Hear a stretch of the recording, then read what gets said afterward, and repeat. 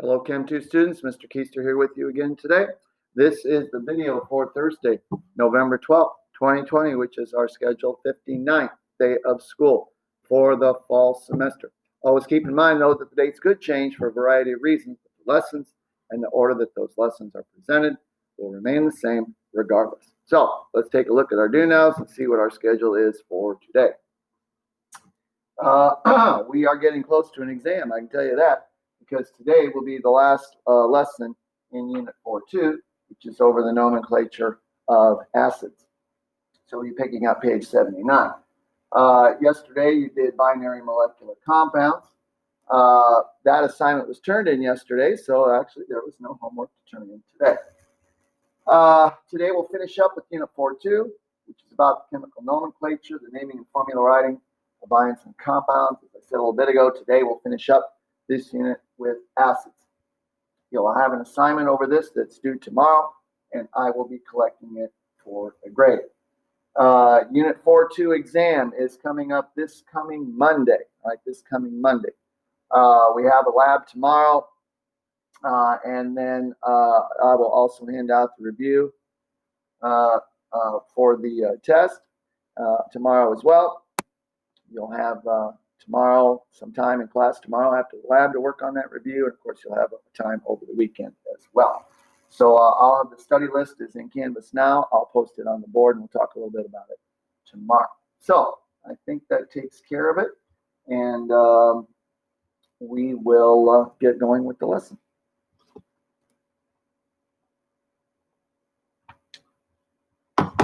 Okay, so acids. So an acid is a special type of polar molecular compound, that when dissolved in water releases hydrogen ions. So when you dissolve something in water, water molecules, because of their polarity, can drive themselves in between the positive and negative ends of either an ionic compound or a polar molecule, which an acid is, and separate it then into ions, into solution, and that's what happens with acids. So one very broad, and so it produces hydrogen ions, which is H+1 or H+. One very broad definition of an acid is any molecular compound that begins with hydrogen. So HCl, HNO3, H2SO4, H3PO4, etc. are all acids. And I said here, what about water, H2O? It begins with H. Can water be classified as an acid? Well, yes, technically it can. It can be classified as an acid and a base. It's actually both. But anyway, that's why it's neutral. So anyway, we could say that it's an acid. A salt is a general term that refers to any ionic compound composed of a cation that is derived from a base and an anion that is derived from an acid. Sodium chloride, NaCl, is a salt containing the cation sodium, which is derived from sodium hydroxide, a base, and the anion Cl-1, which is the chloride ion, that is derived from HCl, an acid. Salts are produced in a neutralization reaction. All right, so this particular one, so our acid is HCl, our base is NaOH. You might remember this from Chem 1. And so it's a type of double replacement reaction. All right, so the one product, basically the positive ion switch places there. So the one product is NaCl, which is our salt. These are all soluble, so they're AQ or aqueous. And the other product is water, all right, which is liquid, of course. So here's our acid, here's our base, here's our salt, and here, of course, is water, okay? So base, acid. That's how salts are produced in a neutralization reaction.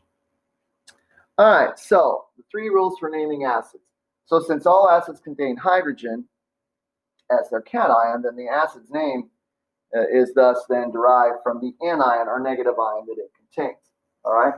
Also, there's an additional rule. You might want to put a star by this. Any acid that contains sulfur adds a UR syllable before the final ending in its name, and any acid that contains phosphorus adds an OR syllable before the final ending to the name. So we have three rules for naming acids, and they are based upon the negative ion or anions name that is found in the acid. So let me advance the screen here. And we'll start with the first one.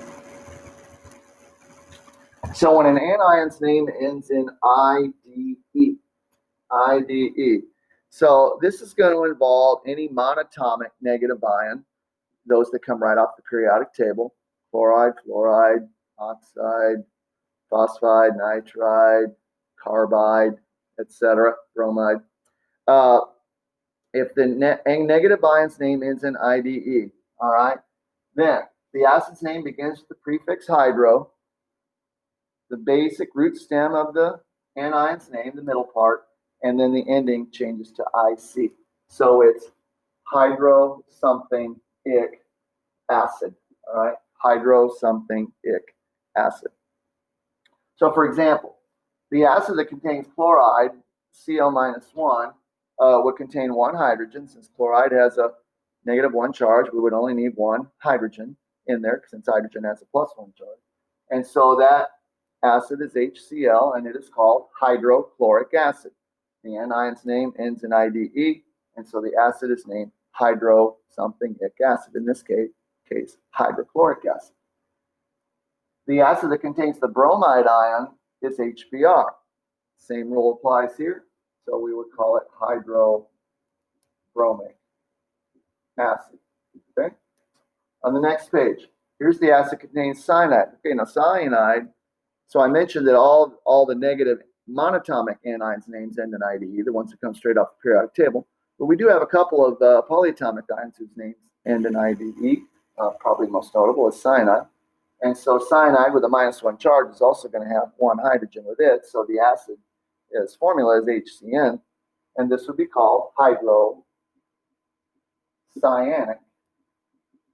acid. Hydrocyanic acid. Okay, and then the last one, the acid that contains the sulfide ion. All right, now sulfide has a -2 charge, and so we would have two hydrogens in that acid, so the H2S. But put a little star by this one, because as we mentioned, any acid that contains sulfur is going to add a UR syllable right before the ending.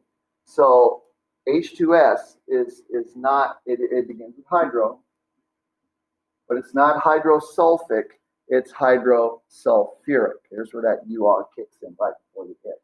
So it's hydrosulfuric acid.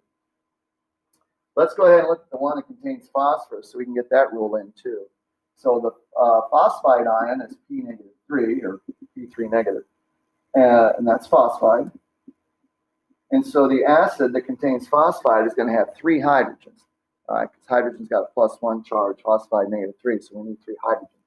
So the formula for that acid would be H3P, and again, it would be called hydrophos.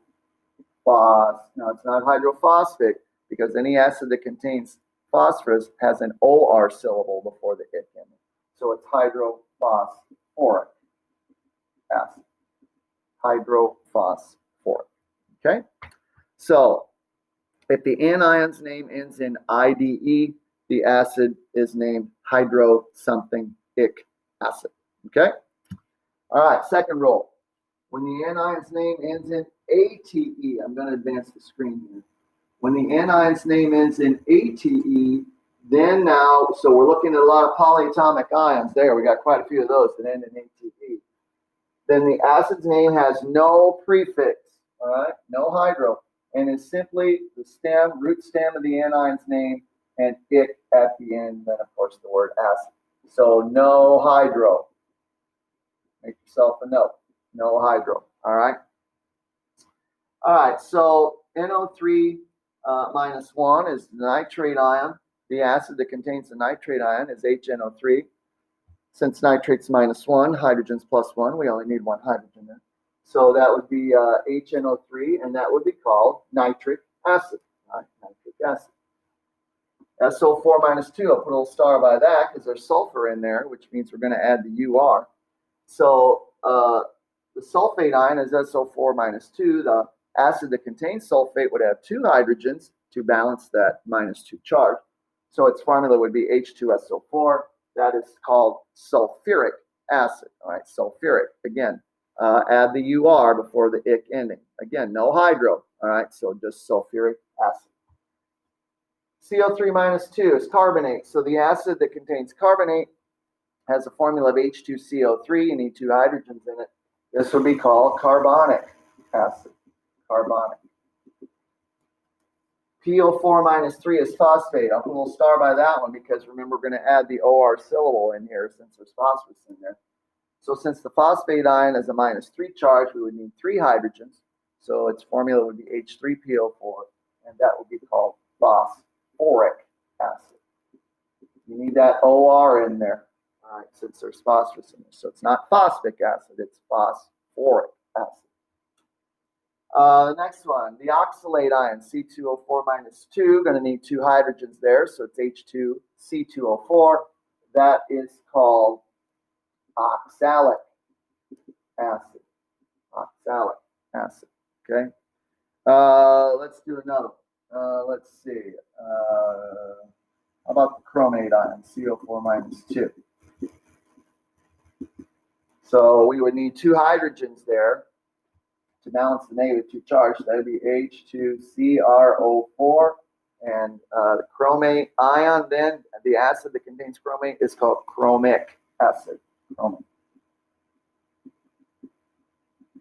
Chromic. All right. Let's do one more. The chlorate ion, ClO3 minus 1, or ClO3 minus. Only going to need 1 hydrogen there to balance the chlorate ion, so it'd just be HClO3, and that would be called chloric acid. Chloric. All right. So notice in the name, the hydrogens first. All right.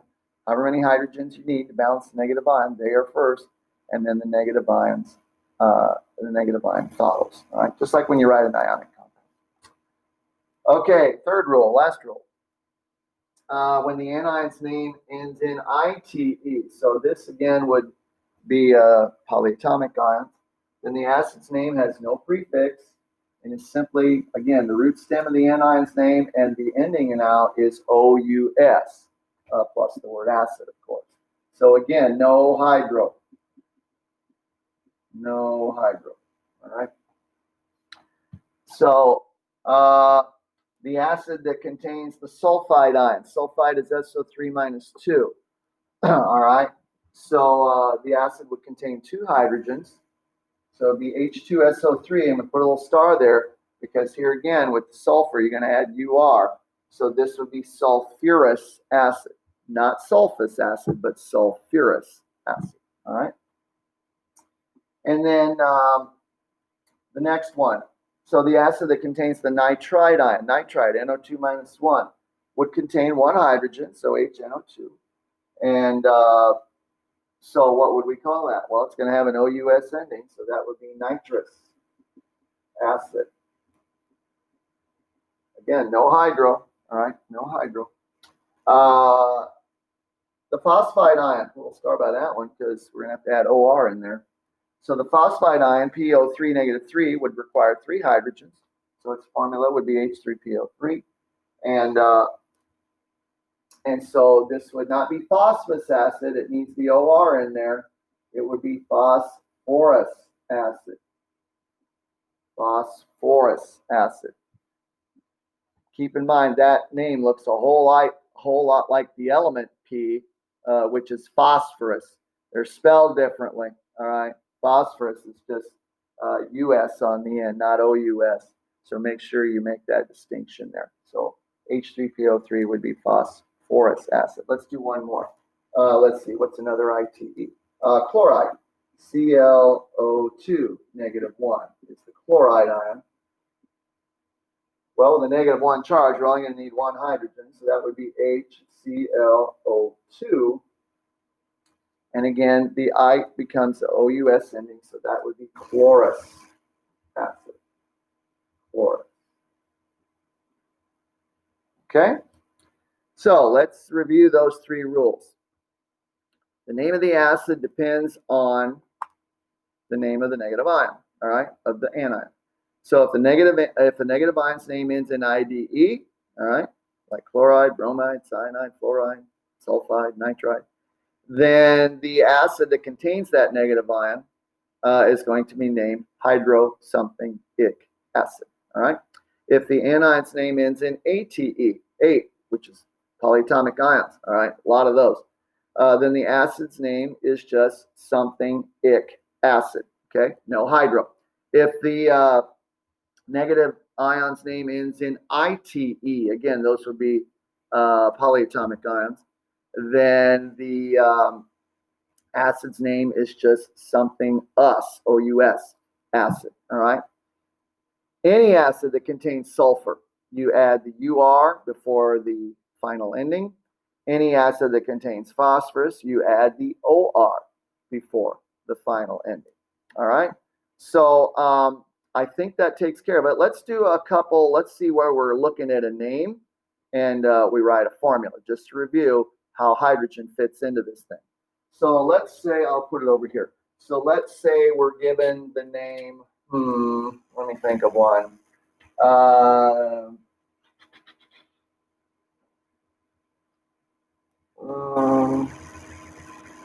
Okay, hydroiodic acid. Okay, so we know it's got hydrogen in it, which is H+1 or H+. We know that. They all do. Iodic, hydroiodic. That means, remember, hydroic comes from IDE, so that means it contains the anion iodide. All right, so iodide is a monatomic ion straight up the periodic table, and it is I-1. Right, since iodine is in 7A, its ionic charge is -1. So with H+1 and H-1, that they already balance, so its formula would just be HI. Or high, okay? Let's see, let's look at another one. We got, let's do an ic one. Acetic acid. All right, acetic. So there's no hydro there, but it ends in ic. So that means it comes from an ATE anion. So acetic comes from acetate, which is C2H3O2 -1. Of course, hydrogen's in there. And again, with a -1 charge and a +1 charge, we're only going to need hydrogen. So it would be C2H3O2. All right. Notice that you don't combine the H's. All right. It's not C2H4O2. You don't combine the H's because this hydrogen comes from the hydrogen ion. These hydrogens come from the acetate ion, which are bonded to C and O. And so they are separate H's. So we keep them separate. All right, so it's HC2H3O2. All right, let's do an I1. Let's see. Hypochlorous acid. Well, it contains hydrogen. All right. Hypochlorous comes from hypochlorite. All right, hypochlorite, which is ClO -1. All right, well, here again, the charge is already balanced, so it'll be 1 to 1. So the formula for hypochlorous acid would be HClO. Okay, HClO. So I think that takes care of it. So that finishes up this lesson and this unit, actually. And so you have an assignment that's due tomorrow. Make sure you get that done. We'll be turning that in for a grade. And then tomorrow, let's see, what are we doing tomorrow? Tomorrow tomorrow we'll have a review packet coming your way as well. And then we have a test coming up on Monday. So I think that takes care of everything for today. So until next time, this is Mr. Keister signing off. Take care, everyone. Stay safe. Keep focused and keep working hard. And until next time, I'll see you. So long.